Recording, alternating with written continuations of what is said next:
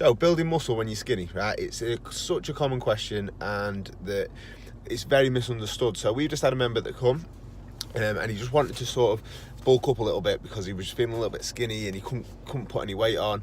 So I asked him what his diet was like, and he said basically just eats rubbish. So he eats far too much, far too many calories, and just doesn't eat the right foods.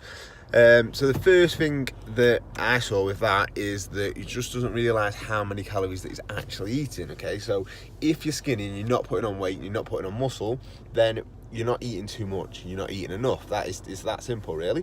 So all I got him to do was track his calories on MyFitnessPal, and then lo and behold, he realised that actually, even though the food choice that he was having was bad, and you presume that you're eating much because you're eating crisps and sweets and chocolate all the time, that actually how many calories he was actually eating wasn't enough to even support his daily energy expenditure, because he's obviously, you're going to have a little bit more of a faster metabolism, but he's also a type of person that probably doesn't stay still all the time. Okay, so they're constantly moving.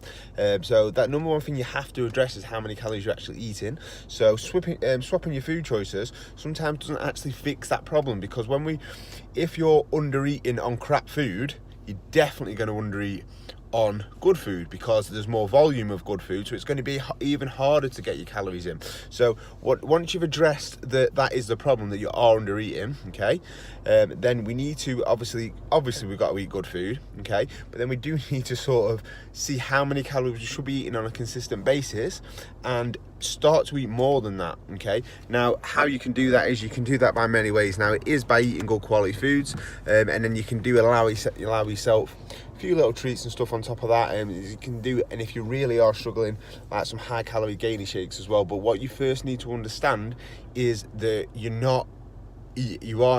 under eating in your calories if you're not putting on weight and you're not putting on muscle, and if you are really skinny.